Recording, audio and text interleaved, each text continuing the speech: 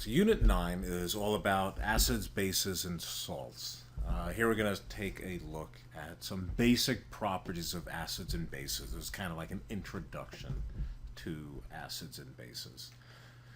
Now, one thing I remember always watching cartoons as a kid and always thinking, when they would, anytime acid would touch something, that thing would burn up.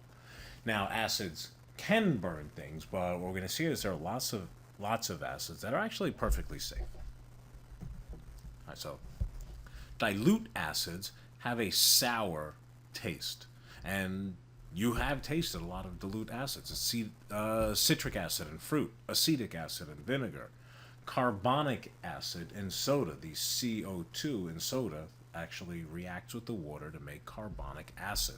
Believe it or not, that's why soda is bad for your teeth. It's not the sugar, it's the carbonic acid. So even things like diet soda and seltzer water, which don't have sugar, are also going to be bad for your teeth.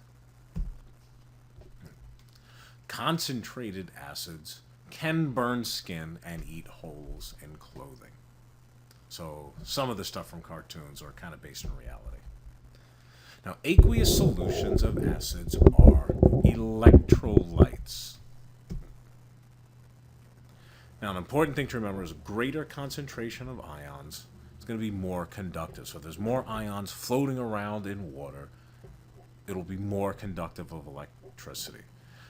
So strong acids are very good conductors because they completely dissociate in water. Some strong acids, HCl, HBr, HI, H2SO4, HNO3, HClO4, three of them are here, are very strong acids. We'll talk about naming of acids in a later lesson. Now, weak acids are poor conductors. So weaker acids are poor conductors because there's less than 100% dissociation. Like when we dissolve salt in water, it all dissociates. Every single Na plus splits off from every single Na minus until the water is saturated. With a weak acid, not all of it dissociates. With strong acids, it all dissociates. So all the HCl will become H plus and Cl minus. All right, so some more properties of acids. Acids react with bases to form neutral solutions, and this is a double replacement reaction, and it'll be referred to as an acid-base neutralization or simply a neutralization reaction. And the reaction is basically an acid and a base yields salt and water. So here's an example of an acid, hydrochloric acid, a base, sodium hydroxide. And when we put them together, the H and the hydrogen and the sodium switch places. So we end up with NaCl, right?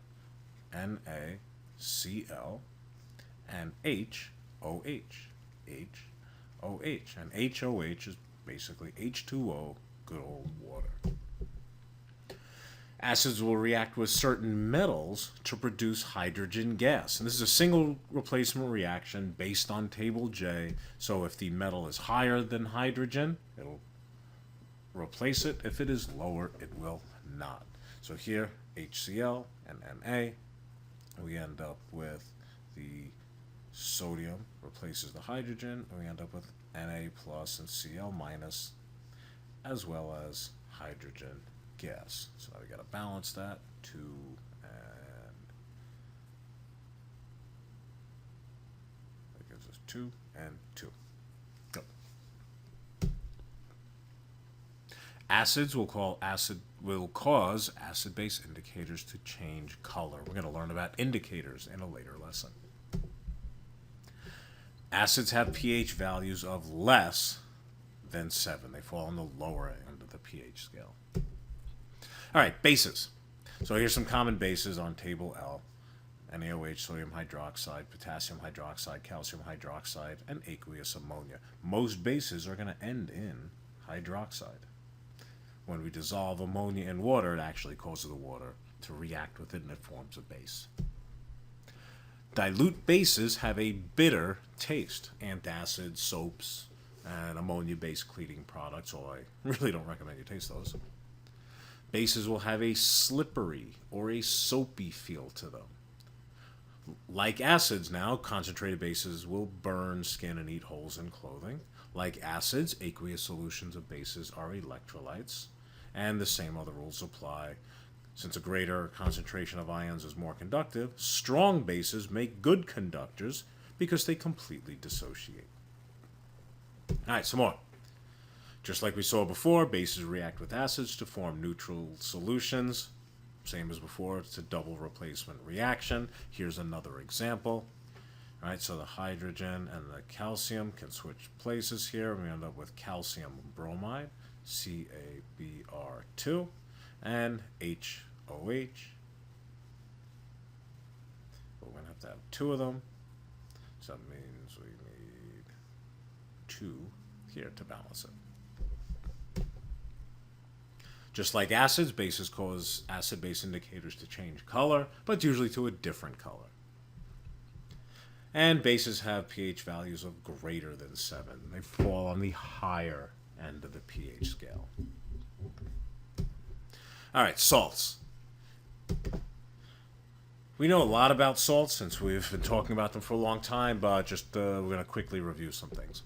Salts are neutral ionic substances that have positive ions, not including hydrogen, and negative ions, not including hydroxide. Okay, generally it's a metal and a nonmetal, or a metal with a negative polyatomic ion, or a positively charged polyatomic ion, and a nonmetal. Remember, the only polyatomic ion that can't be involved in a salt would be OH minus hydroxide. Otherwise, it would be a base. So some examples, right, here's metal, nonmetal, lithium bromide, metal, nonmetal, potassium iodide, metal, nonmetal, calcium chloride, metal, polyatomic ion, sodium nitrate. All salts. And they are formed from the neutralization reactions that we have already seen.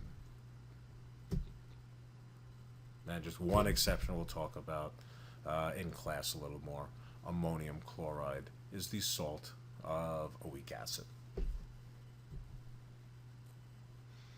Now, in case you didn't remember when I mentioned it before, you didn't write it down, an electrolyte is a substance that dissolves in water to form mobile ions, and therefore it conducts electricity.